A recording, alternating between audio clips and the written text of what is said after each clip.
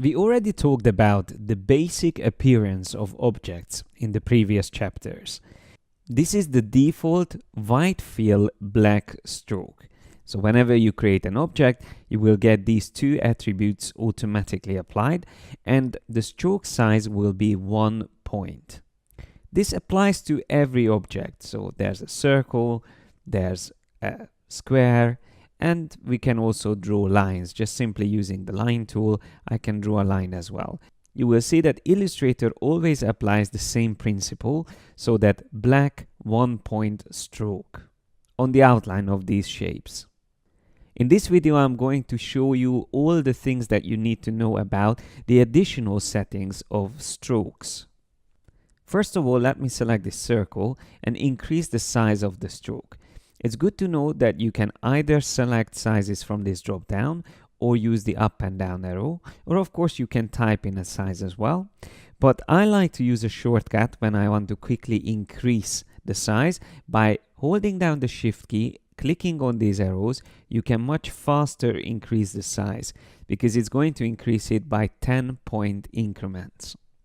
When you change the color of the stroke, you can click here and pick a default swatch, or if you again shift click on this drop down, you actually get a different way of picking a color by using the color panel as a pop-up, in which you can pick a color based on the CMYK values that we use for print, or you can just sample a color from this area here at the bottom.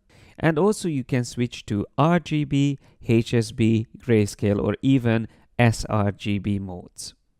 A quite interesting option also is the invert feature, with which you can invert the currently selected color.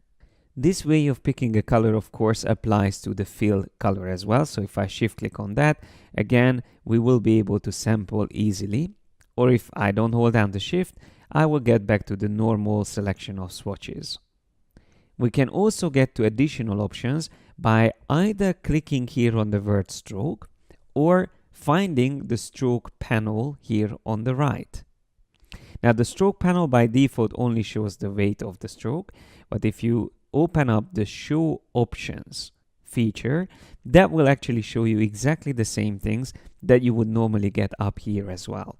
So let's walk through these now. We have an important feature called align stroke.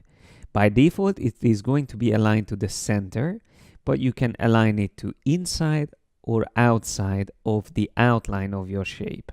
When it's set to center, it's going to be divided between inside and outside. So in my case, because it's 20 points, it will be 10 points inside, 10 points outside.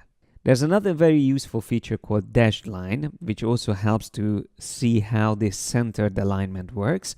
So once you turn on dashed line, you actually get a pattern on the stroke. And let me just move my screen slightly so we can see these options better. So the dash at the moment is set to 12 points.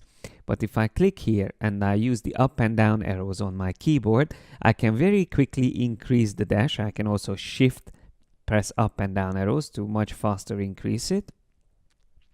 And let's say I want to use 30-point dashes, but then I would like to also make sure that the gaps are not the same size, because by default the dash and the gap will be exactly the same size, but once you add a gap size, you can customize that as well. So I just use the up and down arrows again to customize that.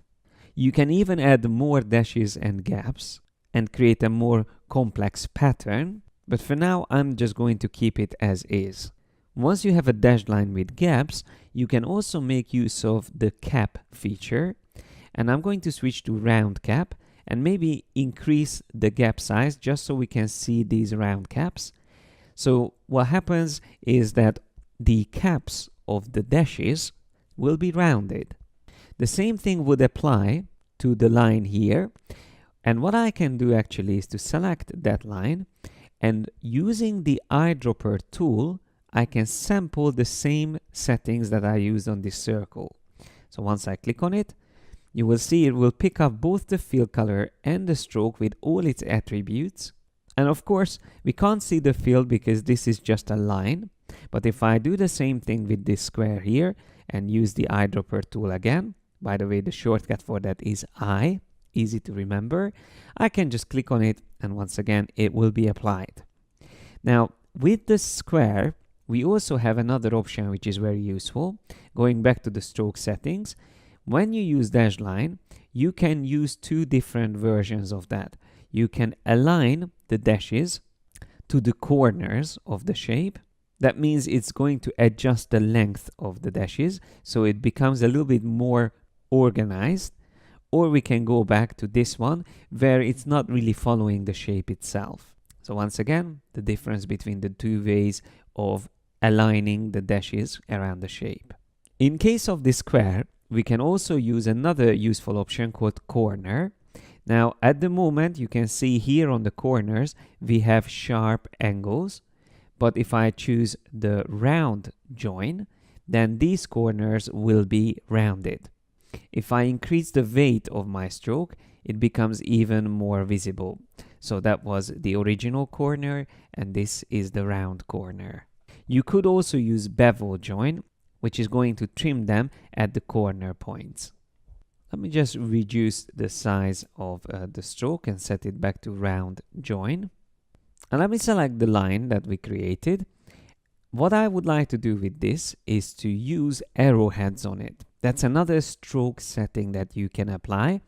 Now you can decide what type of arrowhead you wish to use on each side. Let's just start with maybe something like this. And then on the other end, I would like to have an arrow like that. Now, as you can see, because my stroke weight is quite thick, these arrowheads are extremely big. That is because each of them has a scale value underneath them. So if you don't want to change the weight of your stroke, you can reduce the size or scale of these arrowheads. And once again, you can use the Shift key to make it smaller. Let's just make it, let's say, 20% or maybe 30%. And now I can just type in the same thing here on the right, so 30, and press enter. Now that might be a little bit too small, so I'm going to increase it slightly. That can be maybe 50%. You can also decide whether you want to align the arrowheads at the end of your stroke or extend the arrow tip beyond the end of the path. Now for this instance, I'm going to turn off the dash line, and that way we get a solid line. There is also a useful option here. If you ever want to swap the beginning and end points, you just have to click on this icon here. So that's also very simple. And the great thing about lines is that you can always increase their length, and of course you can move each point in different directions. There is one last thing I would like to show you, and that is the width tool and the profile option, for which I'm going to create another shape. So let me just draw another ellipse, which is going to remember the colors that we used earlier, apart from all these special settings on the strokes. But I want to keep it as it is, and instead I am going to change the profile of this stroke. Now this is again something you can do from the stroke panel. Here at the bottom you will find the profiles. So let's see what happens if we choose the first one. This is going to vary the width of the stroke. Although it's set to 20 points, it's going to keep it at 20 at one point, but it will reduce it completely down to 0 on the other side of the shape. Let's just see what happens if we select another one, maybe this one here. Again, it's going to apply the profile along the stroke around this object. When we have a non-symmetrical profile, we can also flip it along the stroke, so to flip the direction of it. And of course, we can control the size of it with the weight. That still is the way that you can affect the size of the stroke. And you can make the profile even more custom if you switch back to uniform stroke and use a tool called the width tool. This is how it looks. And Shift W is the shortcut if you want to access it quickly.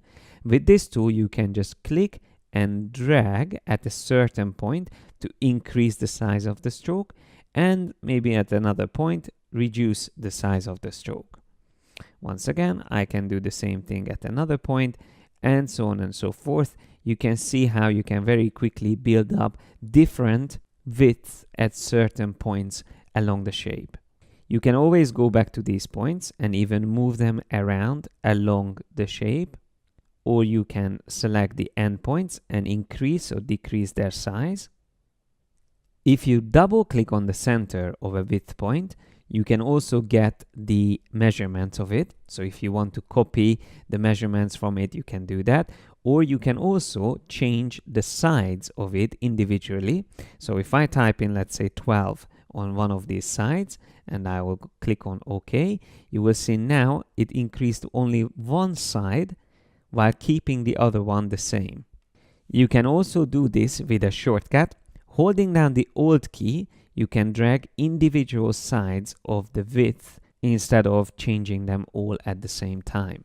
So once again, here if I hold down Alt key, I can change it individually.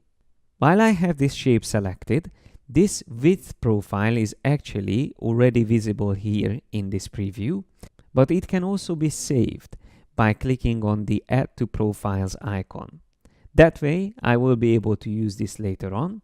So for example, if I select this shape here and choose that profile that we saved, it will be applied to that. And even using the dashed lines, it will still work. And let me just show you one more example of the width tool.